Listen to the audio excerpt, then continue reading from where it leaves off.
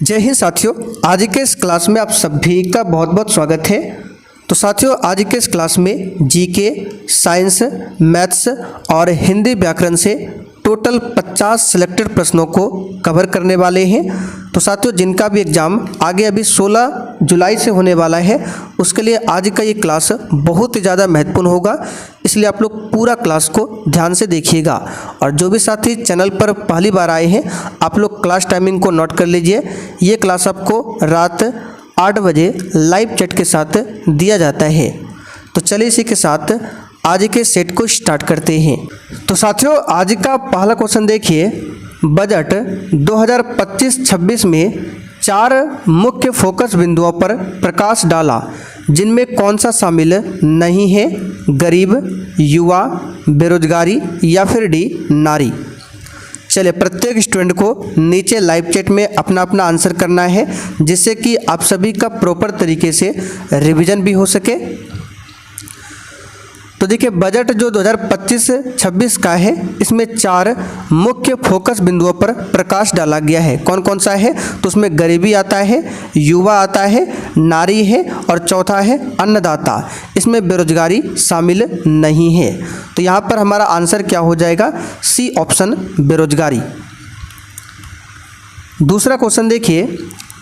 Cryolite किस धातु का अयस्क है? एक भी क्वेश्चन को छोड़ना नहीं है, फटाफट से आप लोग आंसर बताते चलिए। क्रायोलाइट किस धातु का अयस्क है? तो साथियों, यहाँ पर इस क्वेश्चन का आंसर हो जाएगा, क्रायोलाइट जो है ये एल्युमिनियम का अयस्क है। किसका है? एल्युमिनियम का। यहाँ पर डी वाला ऑप्शन आपका राइट आंसर है। अच्छा, अगर आपसे पूछे बॉक्साइट किसका अयस्क है, तो वो भी एल्युमिनियम का अयस्क है। बॉक्साइट का सूत्र क्या होता है? आप लोग कमेंट करके बताइए। तो चलिए, तीसरा क्वेश्चन देखिए। नेत्रानी द्वीप कहाँ पर स्थित है? चलिए, क्वेश्चन नंबर 3 के लिए आंसर बताइए। नेत्रानी द्वीप कहाँ पर स्थित है? तो यहाँ पर इस क्वेश्चन का आंसर हो जाएगा लक्षद्वीप। ठीक है, नेत्रानी द्वीप कहाँ पर है? तो लक्षद्वीप में स्थित है। अब लक्षद्वीप की बात करें, इसकी राजधानी कहाँ पर है? कवरत्ती। लक्षद्वीप जो है टोटल 36 छोटे छोटे द्वीपों से मिलकर बना हुआ है। राजधानी कहाँ पर है? तो कवरत्ती। अच्छा, अंडमान निकोबार की राजधानी कहाँ पर है? तो पहले इसकी राजधानी थी पोर्ट ब्लेयर, लेकिन वर्तमान में पोर्ट ब्लेयर का नाम बदल करके किया गया है श्री विजयपुरम। तो अंडमान निकोबार की राजधानी पूछे तो याद रखिएगा श्री विजयपुरम। चलिए, चौथा क्वेश्चन देखिए। द्रवित ब्यूटेन एवं आइसोब्यूटेन का मिश्रण क्या कहलाता है? चलिए, क्वेश्चन नंबर 4 के लिए आप लोग आंसर बताइए। द्रवित ब्यूटेन एवं आइसोब्यूटेन का मिश्रण क्या कहलाता है? तो साथियों, ये कहलाता है एलपीजी। तो यहाँ पर जो भी बच्चे ऑप्शन सी बता रहे हैं, उनका बिल्कुल सही जवाब है एलपीजी। अब एलपीजी का फुल फॉर्म पूछा जाता है, तो इसका फुल फॉर्म होता है लिक्विफाइड पेट्रोलियम गैस। अगर आपसे पूछे प्रोड्यूसर गैस ये किसका मिश्रण होता है, तो ये कार्बन मोनोऑक्साइड और नाइट्रोजन का मिश्रण होता है प्रोड्यूसर गैस। एक पूछा जाता है जल गैस, तो जल गैस जो होता है वो किसका मिश्रण होता है? तो कार्बन मोनोऑक्साइड और हाइड्रोजन का मिश्रण होता है जल गैस। अगला क्वेश्चन देखिए। विटामिन ई का रासायनिक नाम क्या है? चलिए, फटाफट से आप लोग क्वेश्चन 5 के लिए आंसर बताइए। विटामिन ई का रासायनिक नाम क्या है? तो यहाँ पर इस क्वेश्चन का आंसर क्या हो जाएगा? तो विटामिन ई का रासायनिक नाम हो जाएगा टोकोफेरॉल। अच्छा, विटामिन ए का रासायनिक नाम पूछे तो रेटिनॉल हो जाएगा। विटामिन बी का पूछे थायमीन हो जाएगा। विटामिन सी का एस्कॉर्बिक एसिड, विटामिन डी का कैल्सीफेरॉल, विटामिन ई का टोकोफेरॉल और विटामिन B12 का रासायनिक नाम पूछे तो इसका है साइनोकोबालामिन। और विटामिन B12 में कौन सा धातु पाया जाता है? तो साथ ही इसमें कोबाल्ट धातु होता है। कौन सा होता है? कोबाल्ट धातु। तो यहाँ पर आंसर हमारा होगा बी वाला ऑप्शन, टोकोफेरॉल। चलिए, मैथ्स का क्वेश्चन देखिए। 2 संख्याओं का महत्तम समावर्तक 14 है और उनका लघुत्तम समावर्त्य 490 है। यदि पहली संख्या 70 है तो दूसरी संख्या क्या होगा? तो बहुत ही सिंपल सा क्वेश्चन है, आपने पढ़ा होगा पहली संख्या गुना दूसरी संख्या इज इक्वल टू होता है HCF गुना LCM। ठीक है, HCF गुना LCM। यहाँ पर देखिए पहली संख्या दिया है 70, दूसरी संख्या हमको निकालना है। HCF यहाँ पर दिया है 14, LCM दिया है 490। तो इसको सॉल्व कर दीजिए। 14 से 70 को काटेंगे 5 बार में, फिर 5 से 490 को काटेंगे तो ये आपका 9 बार में 45 चला जाएगा, और फिर 4 0 5 8 40 98, यानी बी का मान कितना आएगा 98। तो यहाँ पर देख सकते हैं ऑप्शन ए में दिया हुआ है 98। चलिए आगे देखते हैं क्वेश्चन नंबर 7। तो यहाँ पे देखिए सरलीकरण का क्वेश्चन है, बहुत ही नॉर्मल सा है। तो सबसे पहले यहाँ पर किसका काम करना है, ब्रैकेट का। तो 5 में 2 को माइनस करेंगे तो कितना हो जाएगा 3। ठीक है, तो ये हो जाएगा 3, और भाग में क्या है 6, तो ये हो जाएगा 3/6 गुना 2। 2 से 6 को काटेंगे 3, 3 से 3 को काटेंगे 1। तो इधर से यहाँ तक आपका पूरा मान हो गया 1। ठीक है, अब इसमें से यहाँ पे देखिए सबसे पहले का काम होगा, यहाँ पर भी का काम होगा। तो यहाँ पर क्या हो जाएगा 5 भाग, ठीक है, भाग का मतलब बटे, तो 5 है 25, और ये क्या हो जाएगा गुना 2 जोड़, फिर 2 भाग दिया हुआ है तो बटे कर देते हैं, और 2 दूनी यहाँ पे 4 गुना 5, और फिर इधर आपका पूरा आया -1। तो यहाँ पे सॉल्व करेंगे तो 5 दूनी 10 बटे आपका ये 25 हो जाएगा, और फिर इधर हो जाएगा आपका 5 दूनी 10/4 और -1। अब 25 सर का एलसीएम आपको निकालना है तो ये 100 हो जाएगा, यहाँ पे हो जाएगा 40, यहाँ पर आपका 250, और ये आपका आ जाएगा 100। तो यहाँ पे देखिए 250 40 290, 290 में 100 को माइनस करेंगे तो 190। ठीक है, 190 बटे कितना हो जाएगा 100, 1 0 से 1 0 कैंसिल, 19/10। यहाँ पर देख सकते हैं डी ऑप्शन में 19/10 दिया हुआ है। अगला क्वेश्चन देखिए, जिसे कठिनाई से प्राप्त किया जा सके उसके लिए एक शब्द क्या है। देखिए आपके एग्जाम में मैथ से ऐसे ही सिंपल क्वेश्चन पूछा जाता है। अगर आपको बेसिक मैथ भी थोड़ा बहुत आता है तो बिल्कुल आराम से एग्जाम में ये क्वेश्चन आप लोग सॉल्व कर सकते हैं। टोटल 10 क्वेश्चन पूछा जाएगा मैथ से। तो देखिए जिसे कठिनाई से प्राप्त किया जा सके उसके लिए एक शब्द है दुष्प्राप्य। यहाँ पर पहला वाला ऑप्शन आपका राइट है। अगला क्वेश्चन देखिए, प्रेमचंद के समग्र कहानी संग्रह का नाम क्या है। और देखिए जो भी साथी चैनल पर पहली बार आए हैं आप लोग चैनल को जरूर सब्सक्राइब कर लीजिए ताकि बिहार पुलिस से संबंधित आपसे एक भी क्लास छूटे ना। तो यहाँ पर इस क्वेश्चन का आंसर क्या हो जाएगा, मानसरोवर। प्रेमचंद के समग्र कहानी संग्रह का नाम क्या है, मानसरोवर। अगला क्वेश्चन देखिए, निम्नलिखित प्रश्न में 4 विकल्पों में से उस विकल्प का चयन करें जो दिए गए मुहावरे का सही अर्थ वाला विकल्प है। यहाँ पे देखिए दिया हुआ है मुहावरा छलनी कर डालना, इसका आपको बताना है अर्थ क्या होगा। तो सिंपल सा क्वेश्चन इसका हो जाएगा शोक। ठीक है, यहाँ पर देखिए ए ऑप्शन में दिया हुआ है शोक विहल कर देना। चलिए अगला क्वेश्चन, चंद्रगुप्त किसका प्रसिद्ध नाटक है। बिल्कुल एग्जाम में आने वाला क्वेश्चन है, फटाफट से आंसर लगाइए। और सेशन के लास्ट में आप सभी को अपना अपना स्कोर कमेंट करके ज़रूर बताना है कि आपने इस प्रैक्टिस सेट में कितने क्वेश्चन सही किए हैं। यहाँ पर बताइए चंद्रगुप्त किसका प्रसिद्ध नाटक है। तो इसका सही जवाब है जयशंकर प्रसाद। ठीक है, चंद्रगुप्त जो है जयशंकर प्रसाद का नाटक है। जयशंकर प्रसाद की बात करें तो आधुनिक भारत के सबसे बड़े नाटककार है जयशंकर प्रसाद। अच्छा, आधुनिक भारत में नाटक के जनक किन्हें माना जाता है, तो भारतेंदु हरिश्चंद्र। याद रखिएगा जो डी ऑप्शन में दिया हुआ है, इन्हें आधुनिक भारत में नाटक का जनक माना जाता है। अगला क्वेश्चन, मिट्टी के घर गर्मियों में ठंडे होते हैं तथा जाड़ों में गर्म होते हैं क्यों। तो यहाँ पर देखिए इस क्वेश्चन का राइट आंसर हो जाएगा सी वाला ऑप्शन। ठीक है, मिट्टी उष्मा की बुरी चालक होती है, इसलिए मिट्टी के घर गर्मियों में आपने देखा होगा ठंडा होता है और जाड़ों में गर्म होते हैं। चलिए आगे बढ़ते हैं। नियत आयतन पर किसी गैस का दाब अनुक्रमानुपाती होता है, बताइए किसका। और किसी भी क्वेश्चन में डाउट हो तो आप लोग कमेंट करके पूछ सकते हैं। तो नियत आयतन पर किसी गैस का दाब जो है गैस की कुल आंतरिक ऊर्जा का अनुक्रमानुपाती होता है। यहाँ पर देखिए ऑप्शन ए में दिया हुआ है गैस की कुल आंतरिक ऊर्जा का। अगला क्वेश्चन देखिए, अनुनाद किसका उदाहरण है? चलिए इस क्वेश्चन का आंसर हो जाएगा प्रणोदित दोलन का।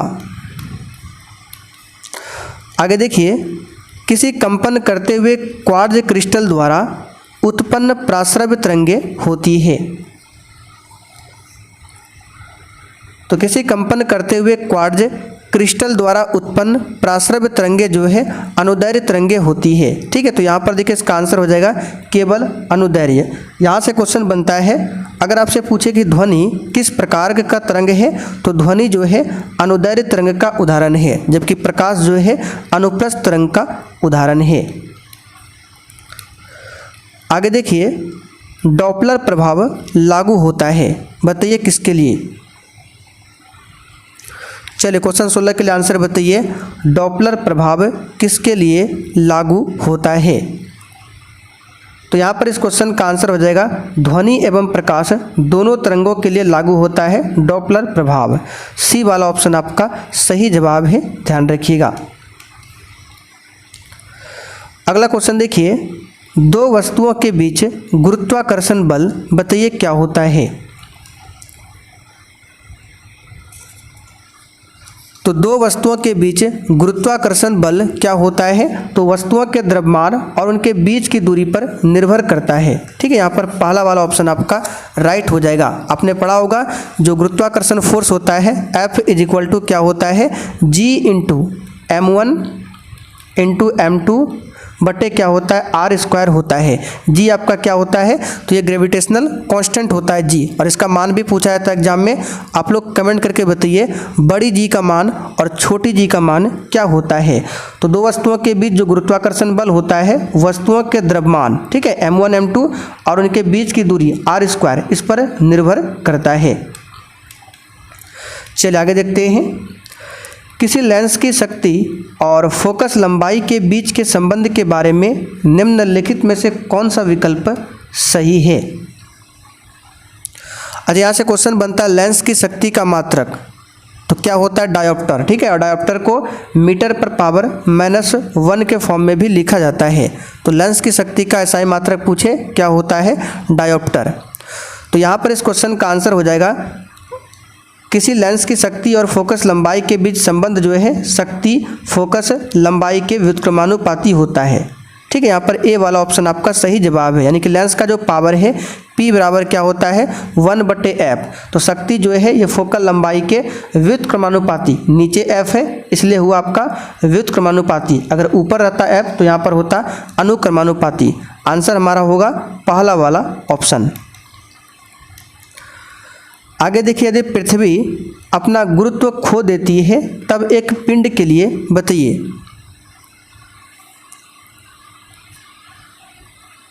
तो यदि पृथ्वी अपना गुरुत्व खो देता है तो भार शून्य होता है। क्या होता है? भार शून्य होता है, जबकि द्रव्यमान शून्य नहीं होता है। डी वाला ऑप्शन यहाँ पर आपका राइट है। यहाँ से हम आपको क्वेश्चन बताए थे छोटी जी का मान पूछा जाता है। छोटी जी का मान सबसे अधिक कहाँ पर होता है? तो ध्रुव पर, जो पृथ्वी का ध्रुव है, ठीक है, उत्तरी ध्रुव और दक्षिण ध्रुव दोनों ध्रुव पर जी का मान मैक्सिमम होता है, विषुवत रेखा पर मिनिमम होता है, पृथ्वी के सेंटर पर जी का मान शून्य होता है, और पृथ्वी के सतह से ऊपर या फिर नीचे जाने पर जी का मान घटता है। ये आप ध्यान रखेंगे। बायोगैस को ऊर्जा का अच्छा स्रोत क्यों माना जाता है?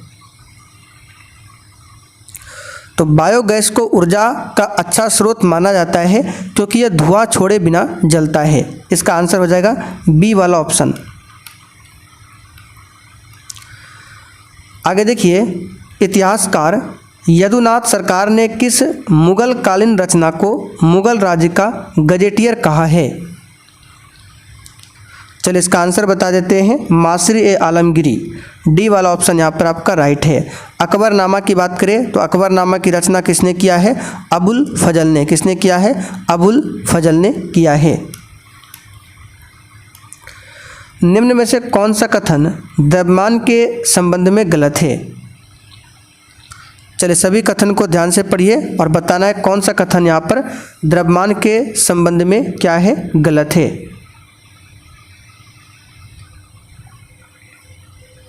तो यहाँ पर इस क्वेश्चन का आंसर क्या होगा, देखिए यह पदार्थ का एक आधारभूत कण है, आधारभूत गुण है, बिल्कुल सही है। द्रव्यमान का SI मात्रक kg होता है, ये भी सही है। परमाणु का द्रव्यमान म्यू में व्यक्त किया जाता है, ये भी सही है। यह ताप, दाब या स्थान पर वस्तु की स्थिति पर निर्भर करता है, ये वाला कथन जो आपका गलत है। द्रव्यमान जो है ताप, दाब या किसी स्थान पर वस्तु की स्थिति पर निर्भर नहीं करता है, डी वाला कथन आपका गलत है। कंट्रोलर और ऑडिटर जनरल की नियुक्ति कौन करता है। तो देखिए जो भी राष्ट्रपति के द्वारा नियुक्त किए जाते हैं आपको बता देते हैं। जैसे कि भारत का प्रधानमंत्री नियुक्ति कौन करता है, राष्ट्रपति। प्रधानमंत्री की सलाह पर मंत्रिपरिषद के अन्य सदस्यों की नियुक्ति कौन करता है, तो राष्ट्रपति करता है। भारत के नियंत्रक एवं महालेखा परीक्षक, जिसको शॉर्ट में कैग बोला जाता है, ठीक है, इसकी नियुक्ति कौन करता है, तो भारत के राष्ट्रपति। राज्यपाल की नियुक्ति कौन करता है, भारत के राष्ट्रपति करते हैं। देखिए राज्यपाल की नियुक्ति भले ही राष्ट्रपति करते हैं, लेकिन राज्यपाल को पद की शपथ कौन दिलवाता है, तो जिस राज्य में राज्यपाल है उस राज्य का जो हाई कोर्ट है उसका मुख्य न्यायाधीश राज्यपाल को पद की शपथ दिलवाता है। भारत के महान्यायवादी की नियुक्ति कौन करता है, तो राष्ट्रपति करता है। वित्त आयोग के सदस्य एवं अध्यक्ष की नियुक्ति कौन करेगा, तो ये सब राष्ट्रपति करता है। तो यहाँ पर इसका आंसर क्या होगा, प्रेसिडेंट ऑफ इंडिया, ठीक है। कंट्रोलर और ऑडिटर जनरल की नियुक्ति कौन करता है, प्रेसिडेंट ऑफ इंडिया यानी कि भारत के राष्ट्रपति। किस सूची के विषयों पर राष्ट्रपति अध्यादेश जारी नहीं कर सकता। ये सब क्वेश्चन पहले भी आपको बता चुके हैं। इसका आंसर है राज्य सूची। राष्ट्रपति अध्यादेश किस अनुच्छेद के तहत जारी करता है, आर्टिकल 123। और राज्यपाल जो अध्यादेश जारी करता है वो आर्टिकल 213 के तहत में। चलिए आगे देखिए, निम्न में से किस अनुच्छेद के तहत भारत के मुख्य न्यायाधीश सर्वोच्च न्यायालय के अधिकारियों एवं सेवकों की नियुक्ति करता है। अच्छा आप लोग कमेंट करके बताइए वर्तमान में सुप्रीम कोर्ट के मुख्य न्यायाधीश कौन है। इस क्वेश्चन का आंसर है आर्टिकल 146, ठीक है। यहाँ पर बी वाला ऑप्शन आपका राइट है। मेटामॉर्फिक चट्टानों का उदाहरण कौन सा है, तो मेटामॉर्फिक चट्टानों का उदाहरण यहाँ पर मार्बल हो जाएगा। कौन सा हो जाएगा, मार्बल, सी वाला ऑप्शन राइट है। चलिए आगे देखिए क्वेश्चन नंबर 27। नेजा नृत्य किस राज्य का लोक नृत्य है, तो साथियों नेजा नृत्य जो है राजस्थान का लोक नृत्य है। कहाँ का, राजस्थान का, ए ऑप्शन आपका राइट है, ध्यान रखिएगा। अच्छा राजस्थान का और कौन कौन सा फेमस लोक नृत्य है, तो घूमर पूछा जाता है, ये कहाँ का है, तो राजस्थान का है। पनिहारी पूछा जाता है, ये कहाँ का लोक नृत्य है, तो ये भी राजस्थान का ही लोक नृत्य है, पनिहारी। अगर आपसे पूछे चरकुला नृत्य, एग्जाम में पूछा हुआ क्वेश्चन है, चरकुला नृत्य ये कहाँ का है, तो उत्तर प्रदेश का। मयूर नृत्य पूछे तो उत्तर प्रदेश, झूला नृत्य पूछे तो उत्तर प्रदेश, ये सब हो जाएगा आपका उत्तर प्रदेश। चलिए आगे देखिए, निम्न में से कौन सा अनुच्छेद धार्मिक कर को निषेध करता है,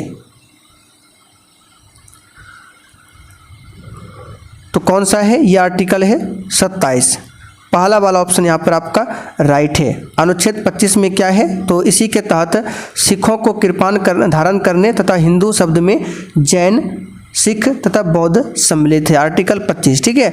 आर्टिकल 26 में क्या है, तो धार्मिक कार्यों के संबंध की स्वतंत्रता प्रदान करता आर्टिकल 26। अच्छा आर्टिकल 29 में क्या है, तो अल्पसंख्यकों के हितों की स्वतंत्रता प्रदान करता है, आर्टिकल 29। चलिए आगे देखिए, श्वसन क्रिया में वायु में कौन सा घटक परिवर्तित नहीं होता, तो ये है नाइट्रोजन, डी वाला ऑप्शन आपका राइट है। अच्छा वायुमंडल में नाइट्रोजन कितना प्रतिशत है, तो 78%, इसे आप ध्यान रखेंगे। आगे देखिए, इनमें से कौन सा देश 30 अगस्त 2024 को विश्व व्यापार संगठन का 166वां सदस्य देश बना है? चलिए क्वेश्चन 30 के लिए आंसर बताइए फटाफट से। करंट अफेयर्स का क्वेश्चन है, 30 अगस्त 2024 को विश्व व्यापार संगठन WTO वर्ल्ड ट्रेड ऑर्गेनाइजेशन, इसका मुख्यालय कहाँ पर है? जेनेवा में। तो इसका जो 166वां सदस्य देश बना है तिमोर लेस्ते बना है। यहाँ पर देखिए बी ऑप्शन में दिया हुआ है और ये क्वेश्चन आपको पहले भी बता चुके हैं। चलिए आगे बढ़ते हैं। अच्छा, यहाँ से क्वेश्चन और बनता है, अगर आपसे पूछे WTO की जो आधिकारिक भाषा है वो कौन कौन सी है? अंग्रेजी, फ्रेंच और स्पेनिश। चलिए क्वेश्चन देखिए 31, भारतीय संविधान की 8वीं अनुसूची में कौन सी भाषा वर्ष 2003 में जोड़ी गई? देखिए वर्तमान में टोटल 12 अनुसूचियां हैं, ठीक है। 12 में से जो 8वीं अनुसूची है ये 22 भाषाओं से संबंधित है। मूल संविधान में 14 भाषाएं थी, लेकिन फिलहाल वर्तमान में 22 भाषाएं हैं। तो 2003 में पूछा गया है कौन सी भाषा को ऐड किया गया, तो यह है संथाली, ठीक है। यहाँ पर सी वाला ऑप्शन आपका राइट हो जाएगा। 2003 में संथाली भाषा को ऐड किया गया। अच्छा, सिंधी भाषा को कब ऐड किया गया था? तो 21वां संविधान संशोधन 1967 में सिंधी भाषा को ऐड किया गया था। और ये जो आपका कोंकणी मणिपुरी है, ठीक है, कोंकणी मणिपुरी और इसके साथ में नेपाली, 3 नई भाषाओं को जोड़ा गया था 71वां संविधान संशोधन 1992 के तहत। ये सब क्वेश्चन हम आपको पॉलिटी क्लास में ऑलरेडी बता चुके हैं। चलिए आगे बढ़ते हैं। कॉलेरा बैसिलस की खोज किसने किया था? तो यहाँ पर इसका सही जवाब होगा रॉबर्ट कोच ने। सी वाला ऑप्शन आपका राइट है। अगर आपसे पूछे टीका लगाने की खोज किसने किया था, तो एडवर्ड जेनर ने टीका लगाने की खोज किया था। रेबीज का जो टीका होता है उसकी खोज किसने किया था? लुई पास्चर ने। किसने किया था? लुई पास्चर ने किया था। हाइड्रोफोबिया जो होता है चिकित्सा की खोज किसने किया था? तो लुई पास्चर ने। ये सब क्वेश्चन ध्यान रखिएगा। और मलेरिया जो है, तो मलेरिया परजीवी की खोज किया था रोनाल्ड रोस ने। ये सब क्वेश्चन आपको बूस्टर जीके का जो नोट्स एप्लीकेशन पर दिए हैं वहाँ पर आपको मिल जाएगा। कठोर जल के धात्विक घटक कौन कौन से हैं? तो साथियों कठोर जल के धात्विक घटक मैग्नीशियम और कैल्शियम है। यहाँ पर देखिए ए ऑप्शन में दिया हुआ है। चलिए आगे देखिए, भारत में पहली बार कब और कहाँ धुआं निरोधक कानून पारित किया गया था? तो ये 1863 में कलकत्ता में पारित किया गया था। बी वाला ऑप्शन यहाँ पर आपका सही है। चलिए आगे देखिए, बिरसा मुंडा ने ईसाई मिशनरियों पर कब हमला किया था? सही जवाब है 24 दिसंबर 1889 को, ठीक है। मुंडा विद्रोह पूछे कब हुआ था, तो 1899 1900 के दशक में हुआ था मुंडा विद्रोह। और मुंडा विद्रोह का नेतृत्व किसने किया था? बिरसा मुंडा ने किया था। बिरसा मुंडा का जन्म कब हुआ था? तो 15 नवंबर 1875 को बिरसा मुंडा का जन्म होता है। अगला क्वेश्चन देखिए, लोकसभा का महासचिव उसके सचिवालय का प्रमुख है जिन्हें बताइए किसके द्वारा चुना जाता है? वर्तमान में लोकसभा का अध्यक्ष कौन है? ओम बिड़ला। तो लोकसभा के महासचिव को अध्यक्ष द्वारा नियुक्त किया जाता है। किसके द्वारा? अध्यक्ष के द्वारा। सी वाला ऑप्शन यहाँ पर आपका राइट है। आगे देखिए, निम्नलिखित में से किस विधेयक के लिए राष्ट्रपति को उसे पुनर्विचार के लिए वापस भेजे बिना अपनी स्वीकृति देनी पड़ती है? बताइए कौन सा विधेयक है? तो यह है वित्त विधेयक, मनी बिल, ठीक है। बी वाला ऑप्शन यहाँ पर आपका राइट है। वित्त विधेयक के बारे में संविधान के किस आर्टिकल में बताया गया है, ये आप लोग कमेंट करके बताइए। तो अगला क्वेश्चन, किस अधिनियम के द्वारा मुसलमानों को पृथक निर्वाचन का अधिकार मिला था?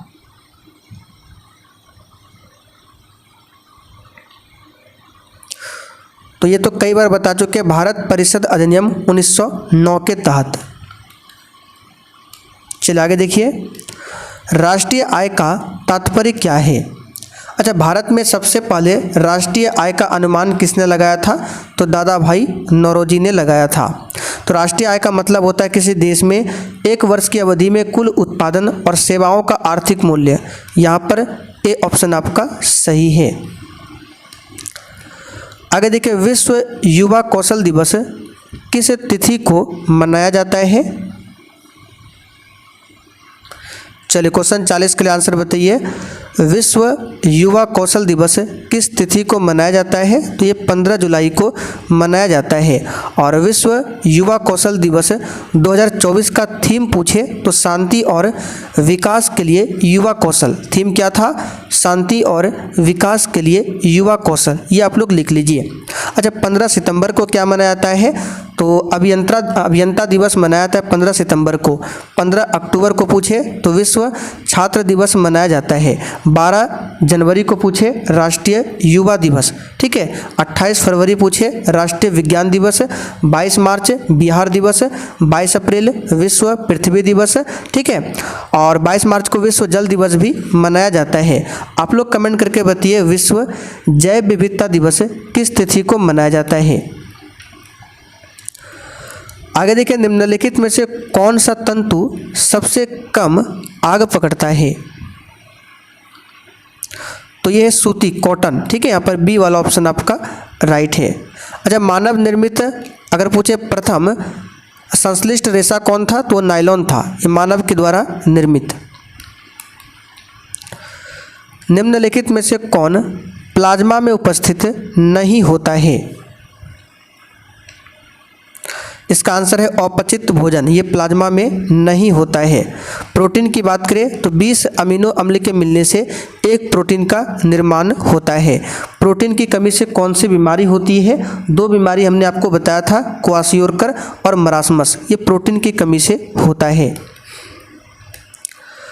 अगला क्वेश्चन, निम्नलिखित में से कौन सी धातु ठंडे जल के साथ अभिक्रिया नहीं करती है,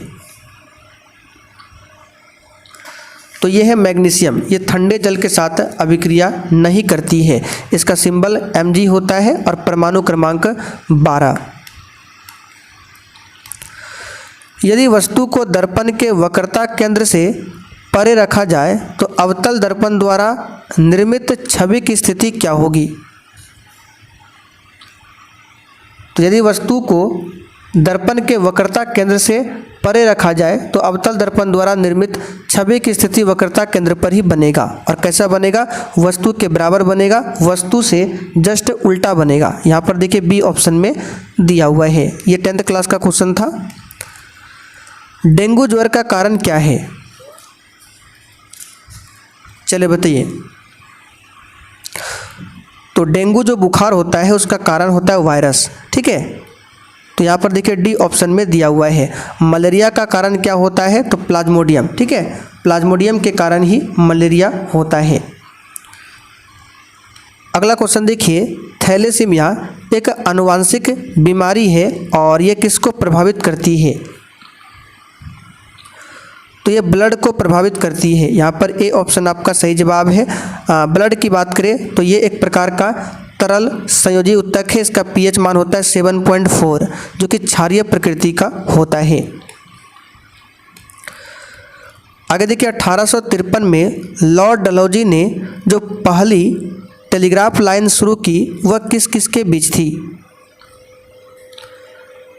डलहौजी को भारत में रेलवे का जनक भी माना जाता है, ठीक है, क्योंकि इसी के समय में 1853 में भारत में पहली बार रेल की शुरुआत होती है, ठीक। कहाँ से, तो बम्बई से थाने के बीच में 16 अप्रैल 1853 को पहली बार रेल सेवा शुरू की गई थी डलहौजी के कार्यकाल में। तो यहाँ पर पूछा गया डलहौजी ने जो पहली टेलीग्राफ लाइन शुरू किया वो किस किस के बीच थी, तो इसका सही जवाब हो जाएगा आपका ऑप्शन डी, कलकत्ता और आगरा। इसे याद रखिएगा, ये क्वेश्चन पूछा जाता है।